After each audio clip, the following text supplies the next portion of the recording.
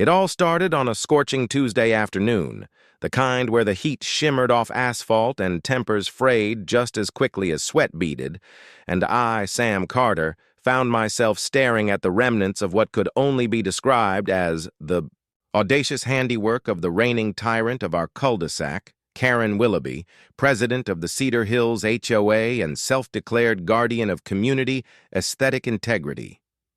The keypad entry panel for my home's automated gate, a sleek brushed steel number embedded into the brick column at the foot of my driveway, now looked like the casualty of a discount art school rebellion. It had been aggressively slathered.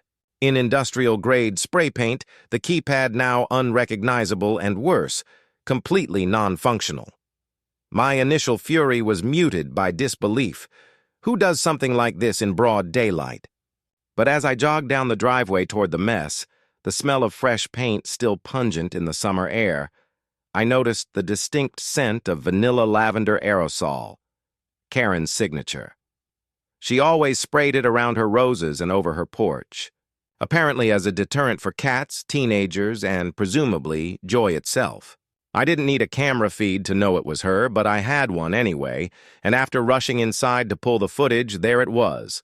High-definition, color-corrected confirmation of Karen, dressed in her usual outfit of pastel blue tennis skirt, and HOA logo polo, standing with one hand on her hip and the other gripping a can of beige paint, like a sheriff wielding a six-shooter. She stared at my gate panel for a full minute before nodding once, as if agreeing with herself, then let loose a hiss of paint so long and vengeful it practically echoed. I couldn't hear what she said afterward, but her mouth moved in the way it does when she's giving a lecture. Sharp, wide vowel sounds, lots of chin movement, self-righteousness bleeding out of every syllable. Then she turned on her heel and strutted back toward her house 2 doors down, like nothing had happened. I called the gate company first, and the technician on the line practically choked when I described what was happening. "Sir," he said, tapping his keyboard, "that keypad is part of a shared network interface for your entire street. It's the master node. If that thing's out, none of the gates on your block will operate until it's restored." That's when the implications sank in. Karen hadn't just vandalized my gate. She'd shut down access for the whole neighborhood. Within an hour, phones began to ring. Mr. and Mrs. Alvarez at the far end of the block couldn't get their Amazon fresh delivery through. The Tanners were trapped outside with a trunk full of groceries rapidly turning into soup. I could hear shouting from multiple directions as neighbors pounded at their gates or paced at the ends of their driveways, confused and growing angrier by the second. It took all of 10 minutes for someone to post a thread on the community Facebook group titled "Gatepocalypse, Who Did This?" And by the time I uploaded the video of Karen's paint-wielding assault, the neighborhood had descended into a digital frenzy. Comments stacked up faster than a Black Friday checkout line. "Typical Karen behavior," wrote one poster. "Didn't she call code enforcement on the Mitchells for their mailbox being too whimsical?"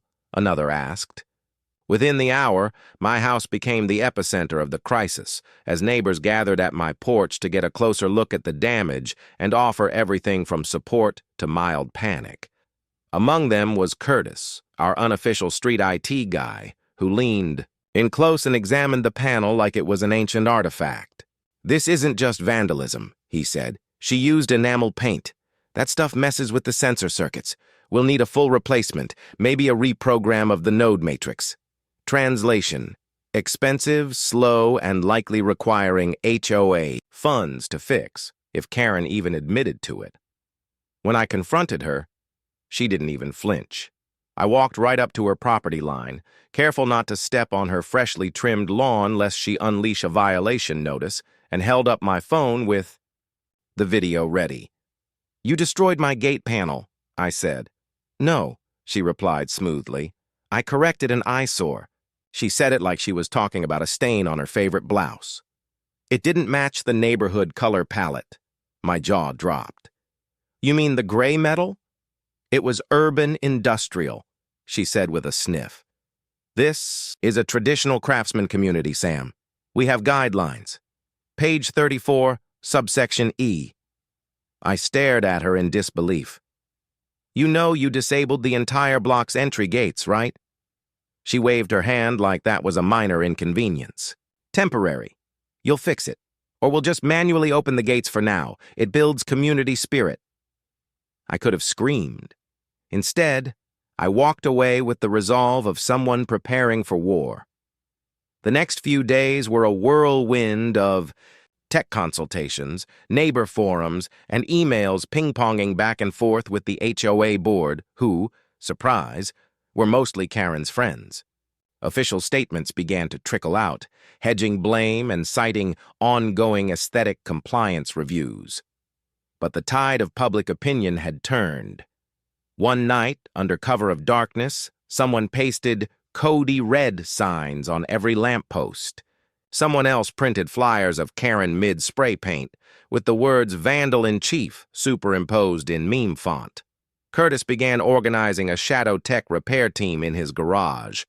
We were an HOA rebellion now, united by the ridiculousness of the situation and the raw nerve of one woman who thought paint could justify sabotage.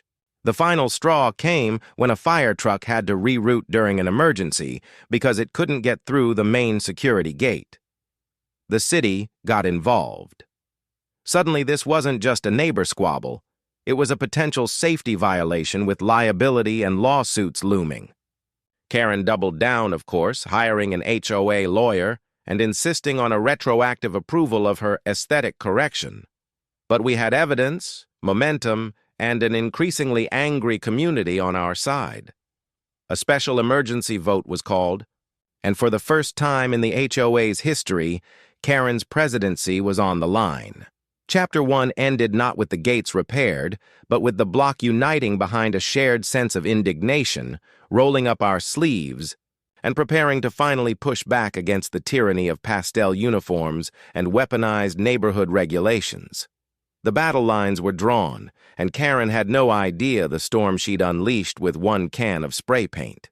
The aftermath of Karen's spray-painted sabotage felt less like the cleanup from a neighborhood mishap, and more like the early stages of a suburban uprising, where every cracked sidewalk and poorly positioned trash bin took on new political significance, and I, Sam Carter, found myself reluctantly elevated from mildly annoyed homeowner to reluctant symbol of grassroots resistance against HOA tyranny, especially now that the tech repair effort spearheaded by Curtis in his dimly lit garage had transformed from a half-baked wiring fix into a full-blown operation dubbed Gatekeeper, complete with a Slack channel, a shared Google Drive of neighborhood bylaws annotated like sacred scripture, and a rotating schedule of volunteers patrolling the block to document any and all violations committed by Karen or her dwindling faction of loyalists, who by now had begun referring to themselves unironically as the Trad Guard,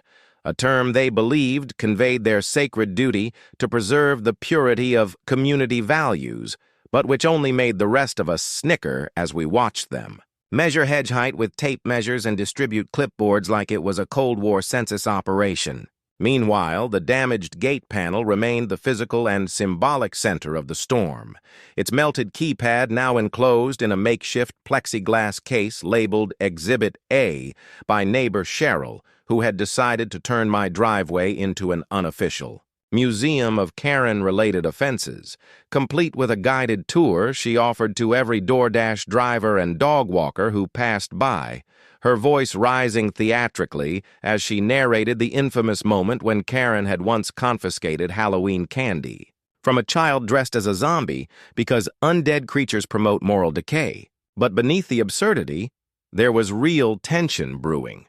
The city inspector had paid a second visit and left behind a report detailing not just code violations from the inoperable gate, but a worrying note that Cedar Hills might lose its emergency access certification unless the issue was resolved within 10 business days, which lit a fire under the HOA board, formerly Karen's rubber stamp council, who now found themselves caught between loyalty to their queen bee and the very real possibility of city intervention, insurance increases, or worse, a forced HOA restructure, which to their ears might as well have been exile.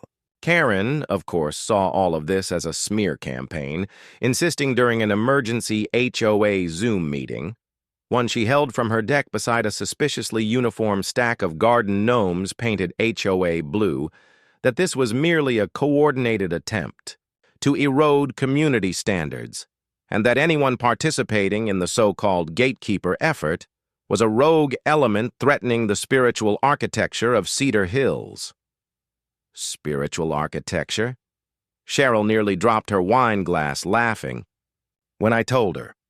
But it didn't stop Karen from going full autocrat. She ordered cease and desist letters sent to any household caught participating in Gatekeeper, tried to lock Curtis out of the HOA mailing list, he found a backdoor, of course, and even started parking her car sideways in front of her gate, claiming it was to discourage loitering but clearly intended to block the path of foot traffic and frustrate delivery vans. But resistance only galvanized us. When she tried to fine me $500 for hosting a public art installation without board approval because of the Exhibit A plexiglass, I sent the citation to the local newspaper under the subject line, HOA President Fines Resident for victimizing himself. They printed it. The headline read, Spray Paint Gate, Suburban Revolt, and Karen's face, captured mid-glare, ran beside the story. The real turning point came when Tabitha, the mild-mannered retiree who lived in the corner bungalow and hadn't spoken at an HOA meeting in 7 years, stood up during a town hall and said, "This isn't about rules anymore. It's about control. And we didn't move here to be controlled." The applause was thunderous. A recall vote was officially scheduled for the following week. Karen tried everything to delay it, accused the HOA secretary of falsifying minutes, claimed the vote was invalid under subsection D17, which referenced seasonal voting windows, and even staged a brief hunger strike. She lasted 4 hours, during which she consumed 2 protein bars and half a chai latte. But momentum had shifted. Meanwhile, Gatekeeper members worked tirelessly to install a new panel, one entirely outside the HOA budget, sourced from Curtis's tech contacts and coded with a fail-safe protocol that would prevent future tampering unless the override code was entered by 3 separate admins, a democratic triple check designed to keep any one person, say, a pastel polo-clad dictator, from single-handedly shutting it down again. On the night before the recall vote, something strange happened. Karen disappeared, not literally but socially. Her porch lights stayed off, no newsletter was delivered, and the nightly security patrol, previously just her walking with a flashlight and a clipboard, was nowhere to be seen. Rumors swirled. Was she planning something? Had she finally realized the tide had turned? I didn't sleep that night, half expecting a paint attack or legal ambush, but instead the morning dawned quiet. The vote was held at the community center, with turnout higher than the last 3 elections combined. People brought snacks, lawn chairs, even signs. Someone wore a Free the Gates shirt. The count wasn't even close. Karen was voted out 78-3. 1 vote was hers. 1 was her sister's, flown in from Ohio, to help bolster support. The 3rd remains a mystery. The celebration was instant. People poured champagne into solo cups. Curtis ran a successful test of the new gate panel, and Cheryl gave a speech that referenced the Boston Tea Party, Rosa Parks, and a raccoon that once got stuck in her attic, all in the same breath. Karen, for her part, issued a final email entitled My Truth, which rambled for 7 pages about neighborhood pride, her vision for hydrangea uniformity, and the dangers of online mob behavior. Then she went quiet, but her presence lingered. The gate was fixed, but trust would take longer. Some of her loyalists remained bitter, claiming the vote was a witch hunt, that rules had been bent, that mob mentality had triumphed over tradition. But others came around, slowly. One of the trad guard even apologized to Cheryl for measuring her porch plants. But I didn't forget. None of us did. We'd seen what one person, unchecked, could do to a neighborhood. So we rewrote the bylaws. We installed oversight committees. We held actual elections instead of acclamations. And every time we walked through the gate, now working smoothly, now engraved with a small plaque reading "Community Wins," we remembered what it took to get here. But peace never lasts in the suburbs. A week later, someone found a series of small, color-coded flags buried in yards around the block, each marking mysterious, unseen code violations. No one claimed responsibility, but the flags? They were the exact shade of beige as that infamous spray can. After the recall vote removed Karen Willoughby from her iron throne atop the HOA of Cedar Hills, a fragile peace settled over our cul-de-sac, the kind of eerie calm that follows a tornado. Everyone cautiously optimistic, suspicious of quiet, and half expecting debris to start flying again at any moment, and I, Sam Carter, found myself awkwardly celebrated as a neighborhood hero, a reluctant revolutionary still recovering from the absurdity of leading a rebellion against a pastel-clad authoritarian who weaponized garden aesthetics and city codes like tactical missiles. But as the weeks rolled on and our newly elected HOA board, led by Cheryl, with Curtis handling tech infrastructure and Tabitha overseeing community engagement, started implementing long-overdue reforms, we naively believed that the worst had passed, that the days of stealth fines and vindictive shrub audits were behind us, until the morning when the new gate system, our shining symbol of autonomy and neighborhood unity, began opening and closing on its own at random, sometimes refusing to budge for hours, other times swinging open in the dead of night like it was greeting a ghost. And at first we blamed the code or maybe a hardware glitch, but Curtis ran every diagnostic possible and came back pale and muttering, "It's not broken. Someone's controlling it. From the inside." And suddenly, all eyes turned toward the last place anyone wanted to look, Karen's house. Though she had been ousted, she hadn't moved. And since the recall, she'd retreated behind curtains drawn tighter than a conspiracy, rarely seen but always felt, her presence like a storm warning that never expired.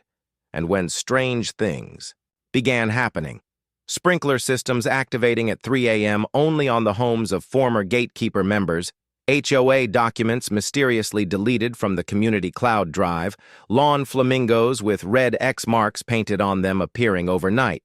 People began to suspect that Karen hadn't lost power, she'd merely gone underground. Cheryl dubbed it the Karen Underground.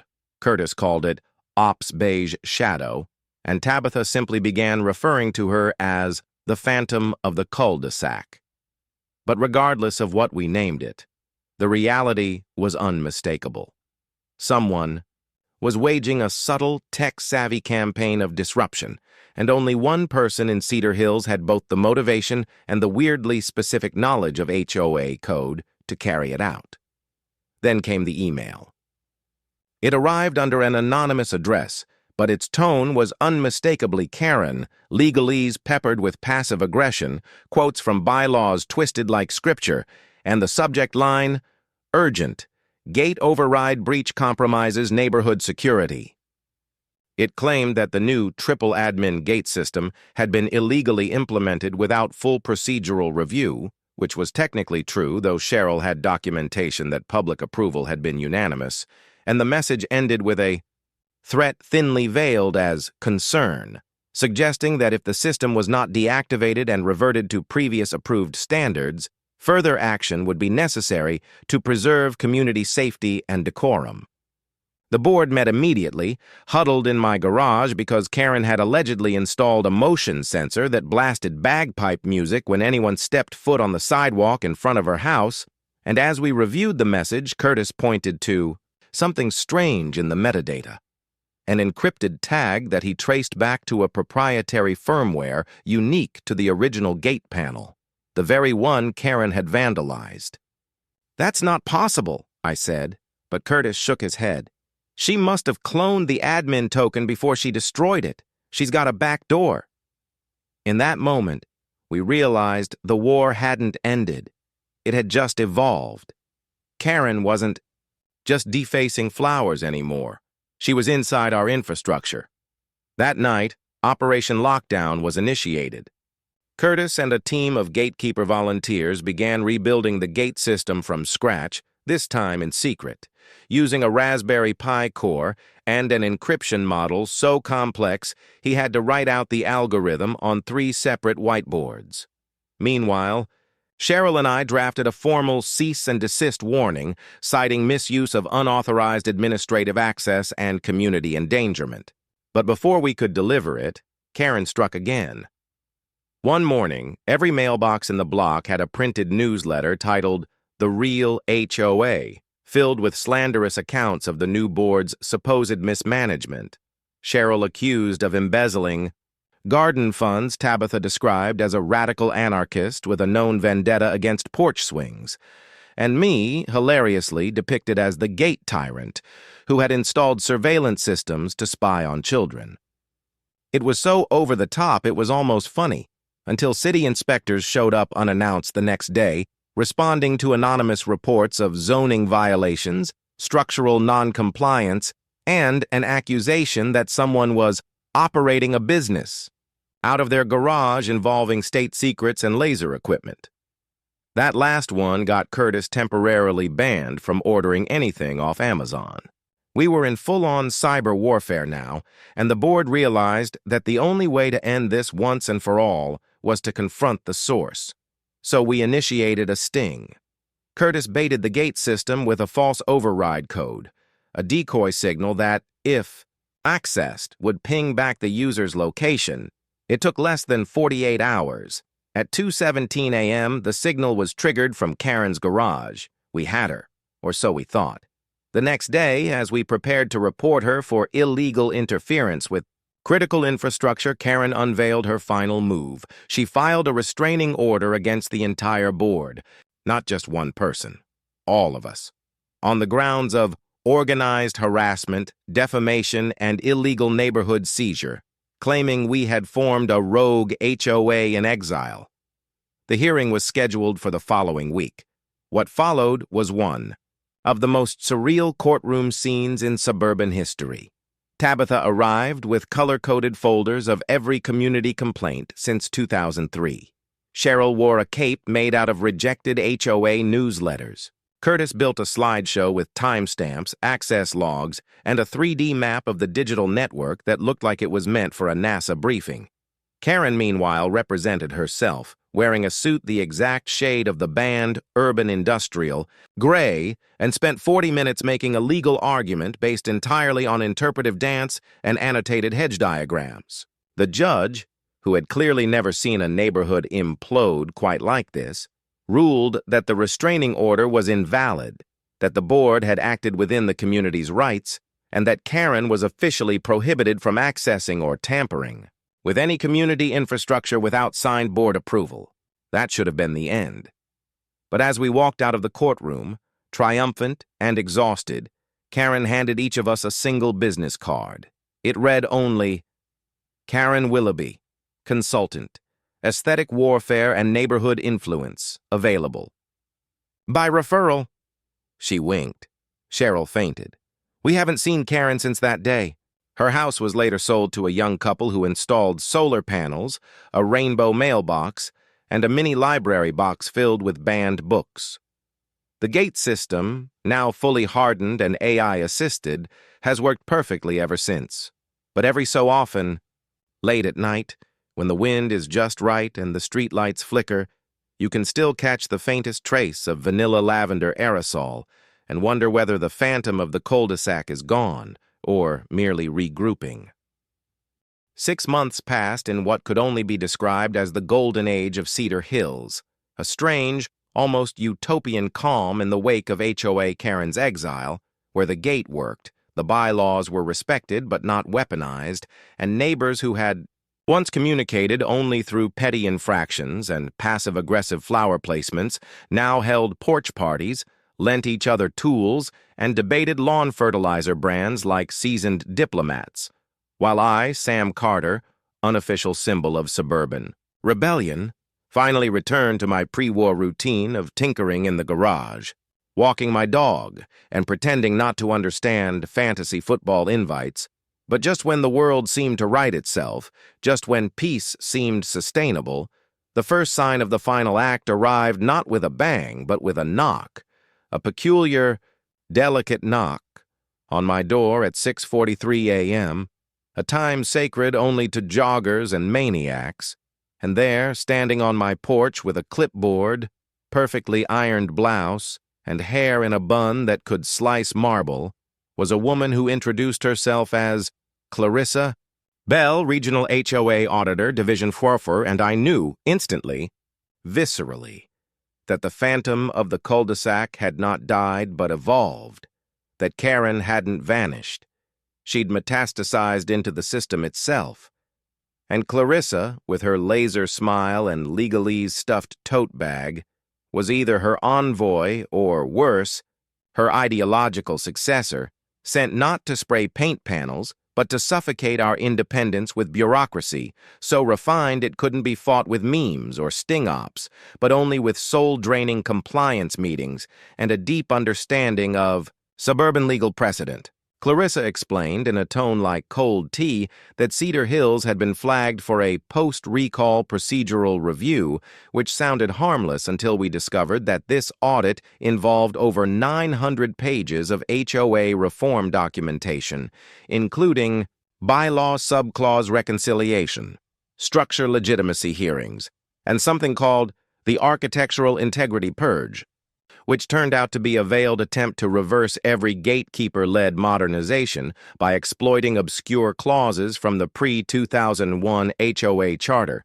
And by the time the first committee convened, it was clear this wasn't oversight. It was a siege. Suddenly, we were back to fighting.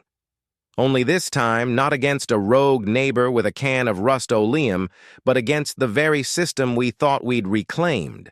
And Cheryl, who had just returned from a pottery retreat in Sedona and was trying to be emotionally biodegradable, snapped back into battle mode, convening late-night meetings in my garage, now unofficially dubbed the Warshed, where she, Curtis, Tabitha, and I began unraveling Clarissa's assault with the help of spreadsheets, municipal codes, and God help us, a retired city planner named Ron, who'd once audited drainage permits and claimed he had seen the devil in HOA paperwork. And Ron quickly became our secret weapon, dissecting Clarissa's forms like they were ancient texts, discovering loopholes and clauses Karen must have inserted years ago like time bombs, booby traps that, if triggered, would nullify elections, revert voting rules, and empower advisory audits to demand leadership restructuring. It was brilliant. Evil, but brilliant. Karen, from wherever she was hiding, Tucson, Boca Raton, a fortress built from lawsuit paper, had turned our own bylaws against us, and Clarissa was merely the match she lit to burn it all down.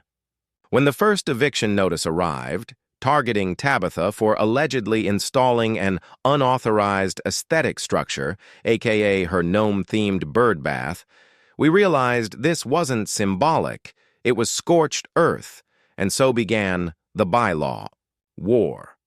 Curtis created software to cross-reference every audit clause against zoning law. Cheryl began forging community affidavits with such volume the printer caught fire.